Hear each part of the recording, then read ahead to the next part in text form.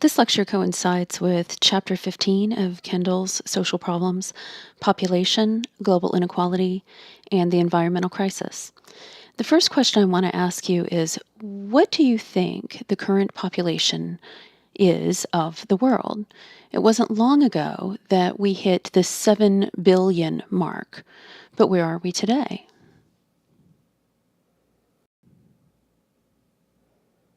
I'd like you now to go to the link to the U.S. Census population clock that I've posted for you and take a look at how the current world population changes. You'll see the numbers scroll and increase very, very rapidly.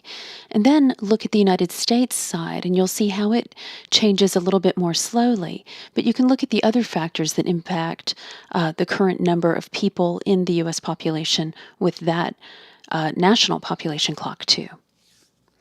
So currently, the US, or not the US, I'm sorry, the world population is 7.2 billion. In 1950, it was 2.5 billion. So our world population has more than doubled within the last 50 years. We'll hit more than 9 billion by 2050. Now, the study of the size, the composition, and the distribution of human populations is a study called demography, and this is a section of sociology, demography. Now, one thing that demographers look at when they provide this type of data is whether or not the Earth's resources can support this type of population growth. When we look at population growth, we find that more high-income nations have lower or slower population growth than low-income nations.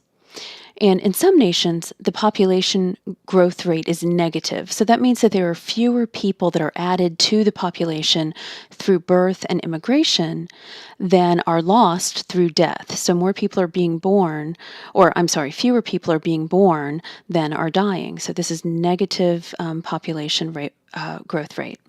Now, global changes have very powerful influences on social, economic, and political structures within and between societies.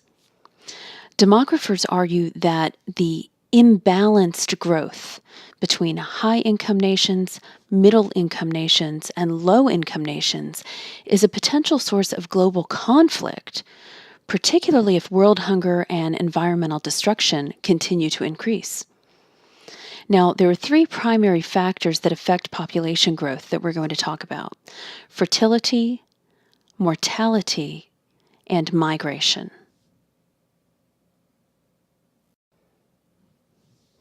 The first factor affecting population growth that we're going to talk about is fertility. And this is the most basic measure called the crude birth rate. So the crude birth rate is the number of live births per 1,000 people in a population in a given year. The level of fertility in a society is associated with social and biological factors.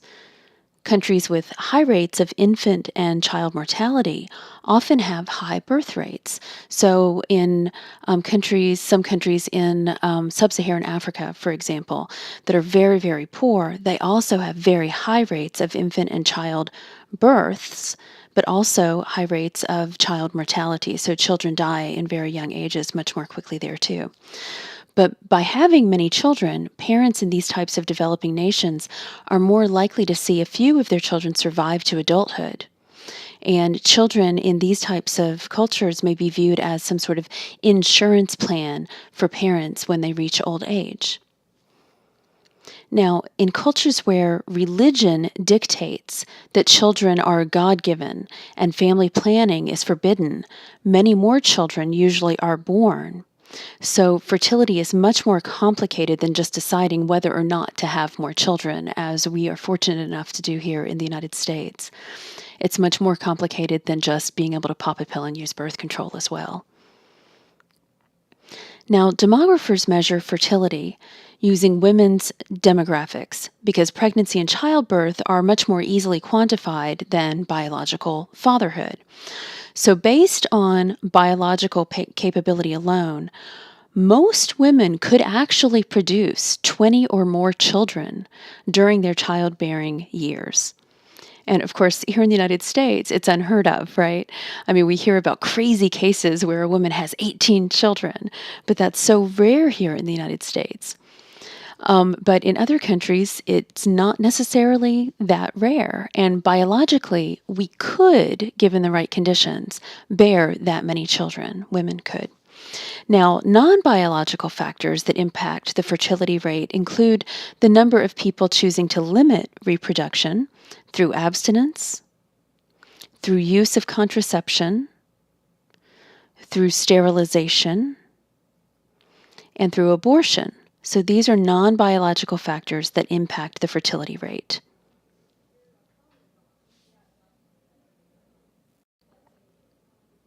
The second factor affecting population growth is mortality. We've already discussed these terms in the chapter on social inequality in the United States, but let's revisit some of these terms. Mortality. So this is the simplest measure of mortality, the crude death rate. The crude death rate is the simplest measure of mortality. And this is the number of deaths per 1,000 people in a population in a given year. Now, demographers often measure the infant mortality rate, the number of deaths of infants under 1 year of age per 1,000 live births in a given year. And infant mortality has declined worldwide over the past 2 decades because many major childhood and communicable diseases are now under control with medical science. But rates vary very widely between nations. In any nation, the infant mortality rate is an important reflection of a society's level of preventative medical care. So it can tell us a lot about the types of medical care prevention that are available in countries, about maternal nutrition, about childbirth procedures, and even about neonatal care for infants. In the United States, differential levels of access to all of these services are reflected in the gap between infant mortality rates for African Americans and for whites. These are different. For example, you would think in the United States that we all have an equal chance of surviving infancy, but we find that that is not the case. Now, demographers also study life expectancy, the estimated average lifetime of people born in a specific year. In, say, 2009, for example, the life expectancy at birth was 78.2 years for a person born in the United States, compared to 82.2 years for people born in Japan, and less than 50 years in some of the African nations like Nigeria, Somalia, and even South Africa.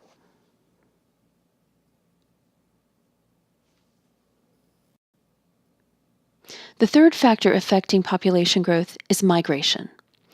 Now, migration takes two forms: immigration, the movement of people into a geographic area to take up residency, and emigration, the movement of people out of a geographic area to take up residency elsewhere. And today, more than 214 million people in the world live outside of their country of origin.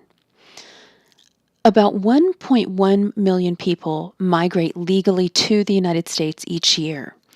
Official immigration statistics do not include illegal immigrants, including those immigrants who come to the U.S. legally but do not leave when their permit expires. So they stick around after their permit expires.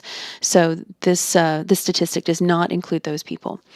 What we found is between 1990 and 2010, the number of foreign-born U.S. residents doubled from 20 million to 40 million.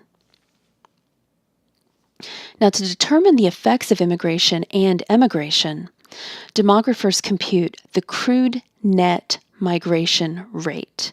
Crude net migration rate. And this is the net number of migrants, so total in migrants minus total out migrants per 1,000 people in a population in a given year. Currently, the net U.S. migration rate is about 4.1 migrants per 1,000 population. So between 4 and 5 more people per 1,000 population enter the United States each year than leave the United States each year. So, what are the effects of population composition and population growth? Well, population composition refers to the biological and social characteristics of a population. So, this includes attributes such as age, sex, race, marital status, education of the general population, occupation, income, and household size. So, how many people live in each household. Population composition affects many aspects of life in a nation. In the United States, for example, the age distribution of the population is associated with people's demands for community resources, such as schools, libraries, healthcare, recreational facilities, employment opportunities, and even age appropriate housing. So it's important for us to know and understand and keep track of the population composition so that we can account for these types of needs and resources within our communities.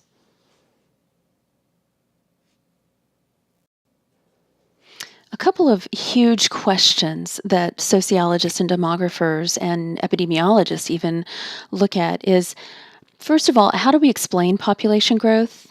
Why are we increasing so rapidly in population? And then also, what does this mean for our species and for our planet? A very early explanation of population growth was called the Malthusian perspective. So in 1798, Thomas Malthus published an essay on population, and he argued that the global population, if left unchecked, would exceed the available food supply on the planet. He argued that population would increase in a geometric progression, so 2, 4, 8, 16, so it would keep doubling geometrically, but that the food supply would only increase by a very small arithmetic progression, 1, 2, 3, 4, etc. So the population would surpass the food supply very quickly. And what do you think might happen if the population grows faster than the food supply? Well, we already know this by experiencing it in some countries. Famine, disease, and these things would end population growth and perhaps eliminate the world population. Now, Malthus also argued that disaster could only be averted by positive checks. So positive checks for him are called things like famine, disease, war, things that would reduce world population so that the rest of the population could continue to thrive. Or, he said, we would have to focus on preventative checks. And these include things like sexual abstinence before marriage or postponing marriage for as long as possible to limit people's fertility. That these two things were the only things that would reduce world population and keep us from entering disaster, not having enough food and water or natural resources for the amount of people on the planet.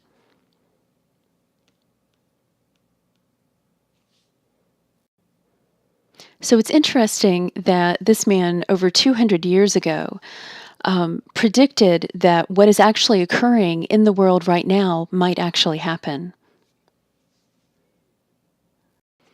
Now, when we look at other types of perspectives on population growth, we find that sociologists like Karl Marx and his colleague Friedrich Engels disagreed with Malthus.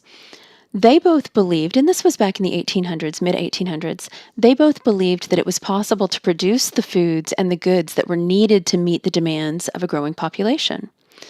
According to Marx and Engels, poverty was a consequence of the exploitation of workers by owners of property.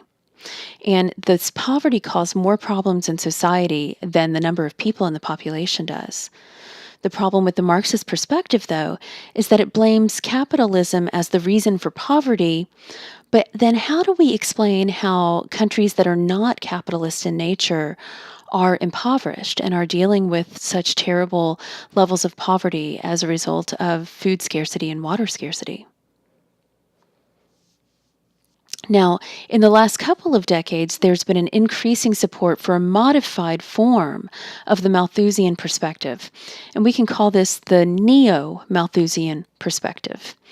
Today, Neo-Malthusians, which technically is the new Malthusians, these people speak of the population bomb to emphasize the urgent need to reduce global population growth. They believe that the world population growth is following this exponential growth pattern that Malthus described, and that if we do not force some sort of slowing of population growth, that we will exacerbate the environmental problems that we're already experiencing now, which will speed up lack of resources and result in significant population disaster. That if we keep using the resources at such a fast rate, faster than we can reproduce them, that we will eventually have some sort of great natural disaster, either through famine or disease or illness, that will significantly reduce our population.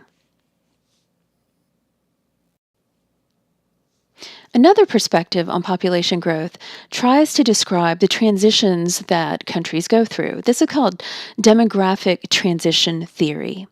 And it asserts that population change goes through stages, that it's kind of predictable. The pre-industrial stage has little growth. So high rates of birth, high birth rates, are offset by high death rates. This is the pre-industrial stage. High birth rates are offset by high death rates. Now, the next stage, the transitional or early industrial stage, has significant growth as the birth rate remains high, but the death rate begins to decline a little bit because of improved health, improved sanitation, and more resources for nutrition. Now, in the next stage, this is the advanced industrialization and urbanization stage.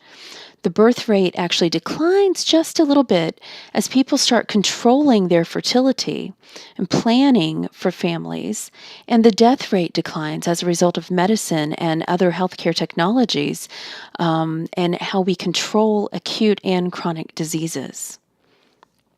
And then there's the post-industrial stage, where the population grows very slowly because of a decreasing in the birth rate coupled with a stable death rate. And here in the United States, we're somewhere in between the advanced industrialization urban stage and the post-industrialization stage.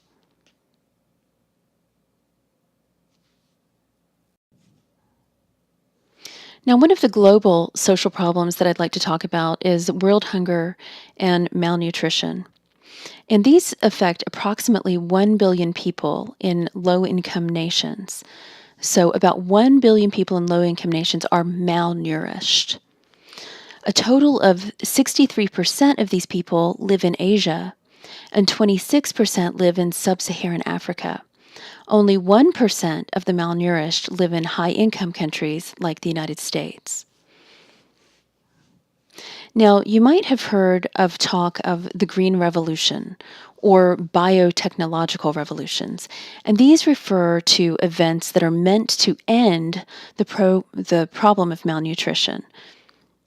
Now, the first proposed solution to malnutrition, the Green Revolution, refers to the dramatic increase in agricultural production that's made possible by things like high-yield miracle crops. So things like corn and soybean that are grown in mass proportions here in the United States. So the hope is that we'll be able to produce enough of these types of foods for the dramatically increasing world population. Now, the Green Revolution was actually more successful in the 1970s than in more recent decades, mostly because the fertilizers, pesticides, and irrigation systems that were needed to produce these high-yield crops are much too expensive for most middle to low-income nations.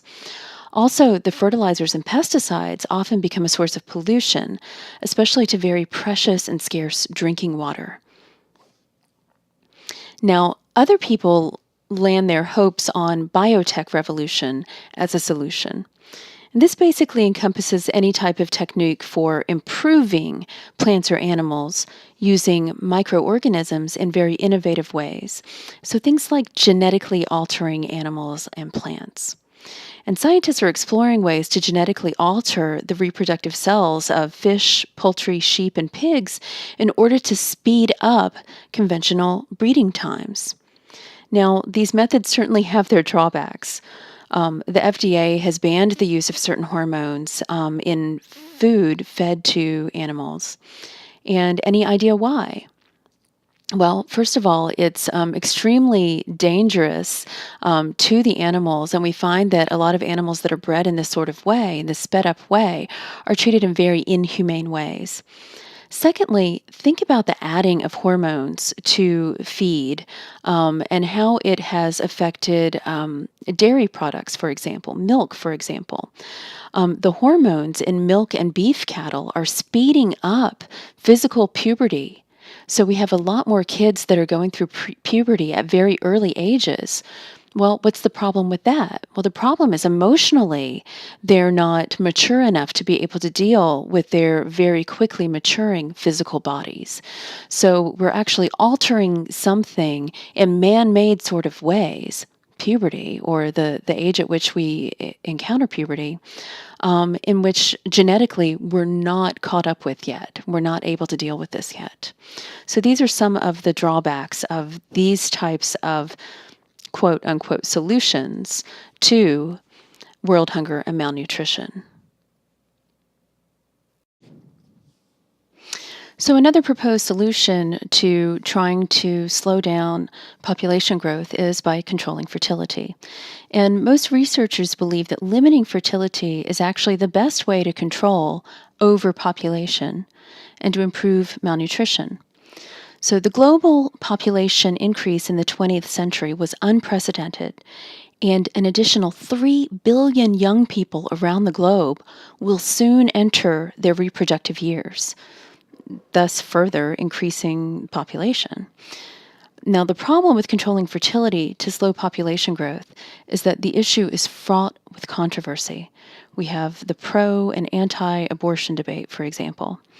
In most industrialized countries, we have access to family planning programs, birth control information. We have access to contraceptive devices, birth control pills, condoms, sometimes sterilization and abortion procedures, and women's health services. But these programs do little, however, to influence a couple's desire to have children. Now, and then in some low income nations, women are actually not free to make their own choices about reproduction. So the choice could actually be up to the government, it could be up to the church, or it could be up to the man in the household who might actually gain more status with the more children that he has, even if he can't afford to feed them. Now, many countries do not legally allow contraception, and this is based on religious beliefs. Additionally, we have issues with funding for family planning types of procedures, and this is based on people's morality, so their own personal religious or political morals. And this can affect reproduction in other countries. For example, in the early 2000s, 2003, I believe, the Bush administration cut funding for condoms and HIV protection and birth control to 6 African countries unless they agreed to change their sex education policies and focus only on abstinence-only education programs. Now, this is really successful, right? We'll send you condoms if you focus on abstinence-only policies. But so that's what we have here in the United States in most public schools. And also here in the United States, we have twice the teen pregnancy rate that Canada has, which uses safe sex education programs in their schools. And they do not focus on abstinence-only programs. So critics of controlling fertility to reduce population growth argue that most policies are developed by leaders in high-income nations who are motivated by race and class issues, not a genuine concern about world hunger and overpopulation. Now, if a nation had no immigration or emigration, and the birth rate and the death rate were the same, then population growth would be zero. It would be what's called a zero population growth. So here in the United States, we're actually nearing zero population growth because of 5 factors, and I want you to write these down. 5 factors to zero population growth here in the United States. Number one, a high proportion of women and men in the labor force find satisfaction and reward outside of family life. Number two, birth control here in the United States is inexpensive and it's pretty readily available. Number three, the trend culturally here in the United States is toward later marriage. And a lot of this has to do with women's access to education and women's desire to be in the workforce. So people are postponing marriage until later in life. Number four, the cost of raising a child from birth to adulthood is rising rapidly in the United States. So this actually deters people from having more children. And number five, public service campaigns and some schools make teenagers more aware of how to control fertility. So these 5 factors combined is what's affecting the United States' ability to sort of near zero population growth. Now, we can't discuss population growth without discussing the impact of population growth on the environment. Many scientists believe the richest high-income nations present the greatest threat to the Earth's ecosystems.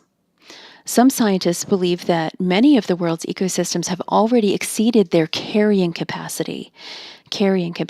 And this is the maximum population that an ecosystem can support without eventually being degraded or destroyed.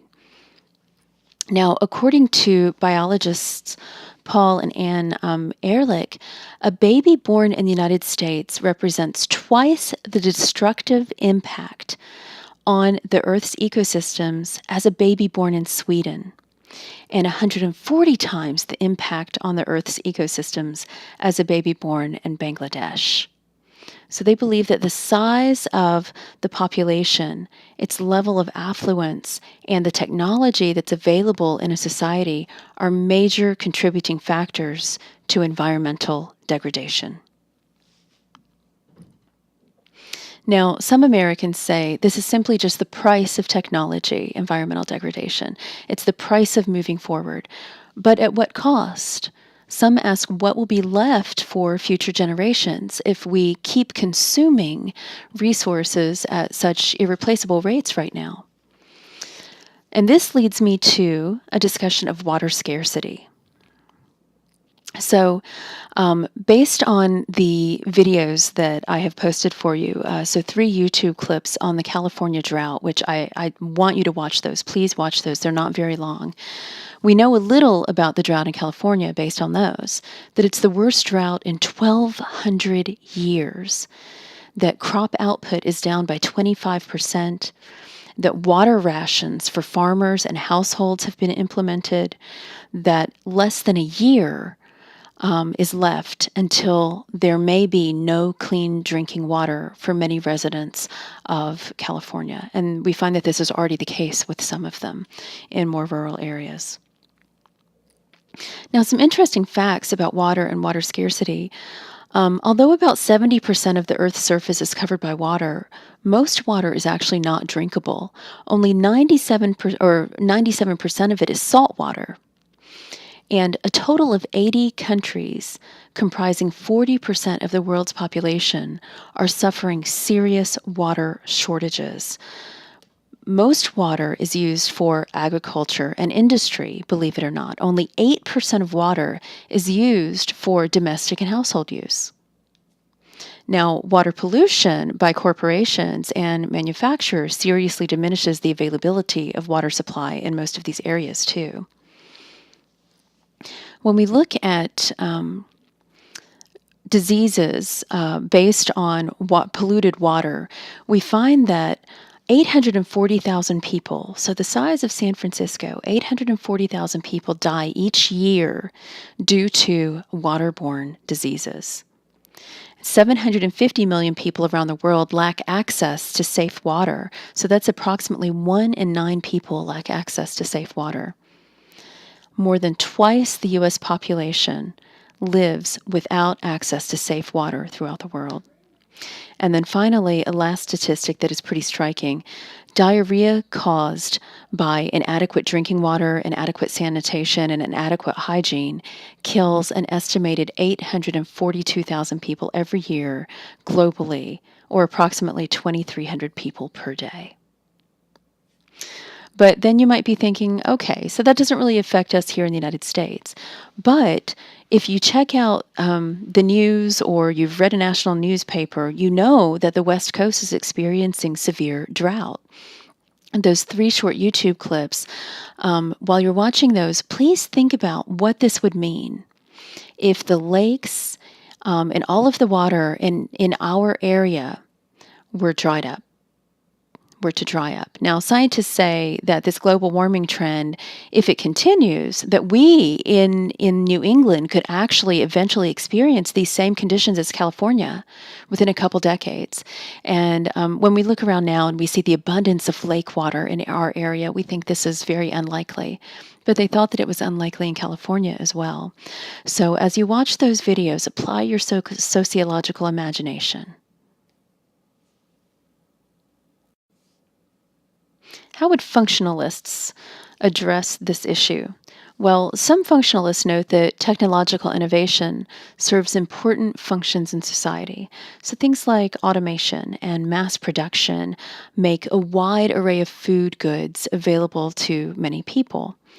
But technology also has latent dysfunctions. So automation and mass production create air pollution, they create overuse and depletion of natural resources. So from this point of view, some environmental problems are the price that society has to pay for technological progress. And the best way to alleviate them is by developing new technologies, according to the functionalist perspective. Now, other functionalists take a neo-Malthusian perspective, believing that to reduce food shortages and environmental problems, the population must be controlled by government and by social institutions. So things like teaching abstinence, or at least changing cultural interests in the number of children that we have. Now, conflict theorists like Karl Marx and Friedrich Engels did not think that overpopulation threatened the food supply. The technology could actually meet the food needs of the growing world population if it were not for poverty. So population growth is encouraged by capitalists who use unemployed workers. The Industrial Reserve Army is what they call unemployed workers, to keep other workers from demanding higher wages and forcing better working conditions. So their focus is on labor. So according to contemporary conflict theorists, though, corporations and the government are the 2 main power institutions in society. And as a result, when the economic decisions that they make result in environmental problems, these costs are externalized or passed on to the people. So the people suffer as a result of the environmental decisions and environmental problems made by corporations and the government. And then finally, the symbolic interactionist perspective. Because interactionists take a micro-level approach, viewing society as the sum of all people's interactions, they look at environmental problems in terms of individuals. Specifically, they think environmental problems are exacerbated by people's subjective assessment of reality, so their beliefs and their desires. Through socialization, children learn core values that are considered important to the United States. But some of these values can be detrimental to the environment. So think about these widely held beliefs. I'm going to name off a few here. A free market economy provides the greatest good for the greatest number of people. Think of this as economic decision-making works best in private hands. We're told this a lot. What about the natural world is inexhaustible, meaning that there's always more where anything came from? Another belief, faith in technology. So any challenge can be met through technology. Another false belief: focus on the growth ethic, that growth equals progress. Bigger is always better. Use more, produce more. And then materialism: success can be measured in terms of how much we consume. And finally, individualism: individual rights are the most important rights. So these are anthropocentric worldviews. Anthropocentric worldviews. So people, not other life forms or the planet, individual people are at the center of the world and are superior to all other species. So standing apart from nature, rather than recognizing that we are a part of nature, we attempt to conquer and subdue the environment. And this is evident in our common core values and beliefs, our behaviors in American culture. Our willingness to hold these beliefs that are so detrimental for our entire population, detrimental to our entire way of life. So some social analysts think that it will take a true threatening event. So right now, starting with this water scarcity in California, to convince people and to convince political leaders that a serious change in direction is necessary if the planet is going to continue to support human life. There's some indication that there is growing concern for the environment becoming a value in the United States. More people are recycling, the use of hybrid vehicles, etc. But we still have a long, long way to go.